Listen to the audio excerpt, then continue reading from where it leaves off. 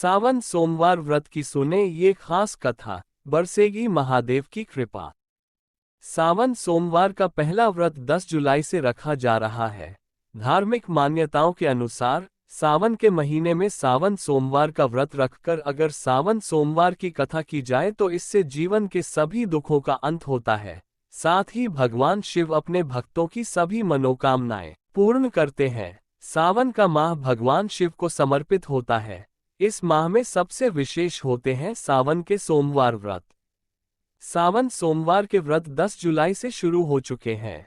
ऐसा माना जाता है कि अगर जीवन में कोई समस्या आ रही है या आर्थिक स्थिति खराब है या करियर में सफलता नहीं मिल रही है तो सावन सोमवार के व्रत करके और व्रत कथा पढ़कर जीवन के सभी कष्टों को दूर किया जा सकता है। आइए जानते हैं सावन सोमवार की व्रत कथा के बारे में। एक समय की बात है, किसी नगर में एक साहूकार रहता था। उसके घर में धन की कोई कमी नहीं थी, लेकिन उसकी कोई संतान नहीं थी। इस कारण वो बहुत दुखी था।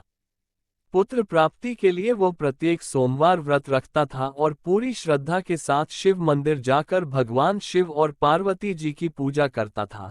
उसकी भक्ति देखकर एक दिन मां पार्वती प्रसन्न हो गई और भगवान शिव से उस साहूकार की मनोकामना पूर्ण करने का आग्रह किया। पार्वती जी की इच्छा सुनकर भगवान शिव ने कहा कि हे पार्वती, इस संसार में हर प्राणी को उसके कर्मों का फल मिलता है और जिसके भाग्य में जो हो उसे भोगना ही पड़ता है। लेकिन पार्वती जी ने साहूकार की भक्ति का मान रखने के लिए उसकी मनोकामना पूर्ण करने की इच्छा जताई। माता पार्वती के आग्रह पर शिवजी ने साहूकार को पुत्र प्राप्ति का वरदान तो दिया, लेकिन साथ ही यह भी कहा कि उसके बालक की आयु केवल 12 वर्ष होगी। माता पार्वती और भगवान शिव की बातचीत को साहूकार सुन रहा था। उसे ना तो इस बात की खुशी थी और ना ही दुख।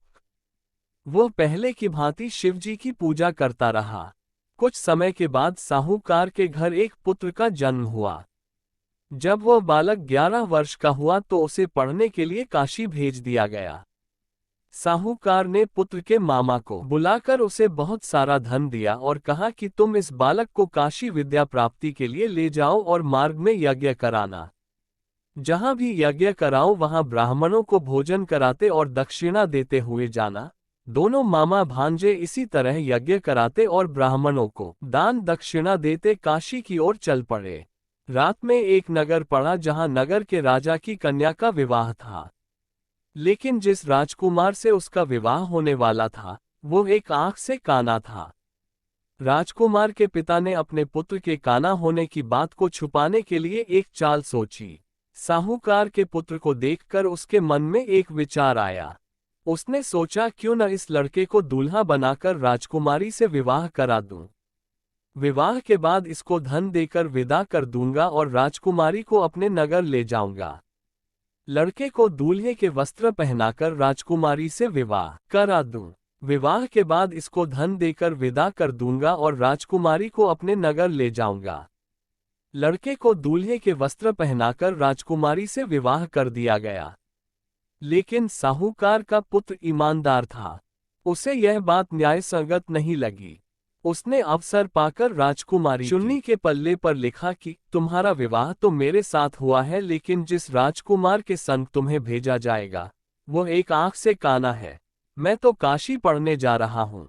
जब राजकुमारी ने चुन्नी पर लिखी बातें पढ़ी तो उसने अपने माता पिता को ये बात बताई। राजा ने अपनी पुत्री को विदा नहीं किया, जिससे बारात वापस चली गई। दूसरी ओर साहूकार का लड़का और उसका मामा काशी पहुंचे और वहां जाकर उन्होंने यज्ञ किया। जिस दिन लड़के की आयु 12 साल की हुई उसी दिन यज्ञ रखा गया। लड़के ने अपने मामा से कहा कि मेरी तबीयत कुछ ठीक नहीं है। मामा ने कहा कि तुम अंदर जाकर सो जाओ। शिवजी के वरदानुसार कुछ ही देर में उस बालक के प्राण निकल गए। मृत भांजे को देख उसके मामा ने विलाप शुरू किया। संयोगवश उसी समय शिवजी और माता पार्वती उधर से जा रहे थे। पार्वती ने भगवान से कहा, स्वामी, मुझे इसके रोने के स्वर सहन नहीं हो रहा। आप इस व्यक्ति के कष्ट को अवश्य दूर करें। जब शिवजी मृत बालक के समीप गए तो वह बोले कि यह उसी साहूकार का पुत्र है जिसे मैंने 12 वर्ष की आयु का वरदान दिया। अब इसकी आयु पूरी हो चुकी है। लेकिन मातृभाव से विभोर माता पार्वती ने कहा कि हे महादेव, आप इस बालक को और आयु देने की कृपा करें, अन्यथा इसके वियोग में इसके माता पिता भी तड़प तड़प कर मर जाएंगे। माता पार्वती के आग्रह पर भगवान शिव ने उस लड़के को जीवित होने का वरदान दिया। शिवजी की कृपा से वो लड़का जीवित हो गया। शिक्षा समाप्त करके लड़का मामा के साथ अपने नगर की ओर चल दिया। दोनों चलते हुए उसी नगर में पहुंचे जहां उसका विवाह हुआ था। उस नगर में भी उन्होंने यज्ञ का आयोजन किया। उस लड़के के ससुर ने उसे पहचान लिया और महल में ले जाकर उसकी खातिरदारी की और अपनी पुत्री को विदा किया। इधर साहूकार और उसकी पत्नी भूखे प्यासे रहकर बेटे की प्रतीक्षा कर रहे थे। उन्होंने प्रण कर रखा था कि यदि उन्हें अपने बेटे की मृत्यु का समाचार मिला तो वह भी प्राण त्याग देंगे, परंतु अपने बेटे के जीवित होने का समाचार पाकर वह बेहद प्रसन्न हुए। उसी रात भगवान लड़का मामा के साथ अपने नगर की ओर चल दिया। दोनों चलते हुए उसी नगर में पहुंचे जहां उसका विवाह हुआ था। उस नगर में भी उन्होंने यज्ञ का आयोजन किया।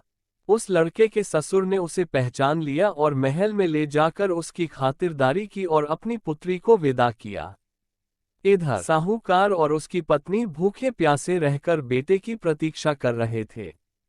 उन्होंने प्रण कर रखा था कि यदि उन्हें अपने बेटे की मृत्यु का समाचार मिला तो वह भी प्राण त्याग देंगे, परंतु अपने बेटे के जीवित होने का समाचार पाकर वह बेहद प्रसन्न हुए। उसी रात भगवान शिव ने व्यापारी के स्वप्न में आकर कहा, हे श्रेष्ठी, मैंने तेरे सोमवार के व्रत करने और व्रत कथा सुनने से प्रसन्न होकर तेरे पुत्र को लंबी आयु प्रदान की है। इसी प्रकार जो कोई सोमवार व्रत करता है या कथा सुनता और पढ़ता है, उसके सभी दुख दूर होते हैं और समस्त मनोकामनाएं पूर्ण होती हैं। सावन के सोमवार स्नानादि के बाद शिवजी के मंदिर जाएं। मंदिर घर से नंगे पैर जाएं और घर से ही लोटे में जल भरकर ले जाएं। मंदिर जाकर शिवलिंग पर जल अर्पित करें। भगवान को साष्टांग करें। वहीं पर खड़े होकर शिव मंत्र का 108 बार जाप करें। दिन में केवल फलाहार करें।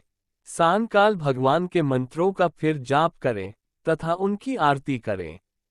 अगले दिन पहले अन्न वस्त्र का दान करें, तब जाकर व्रत का पारायण करें।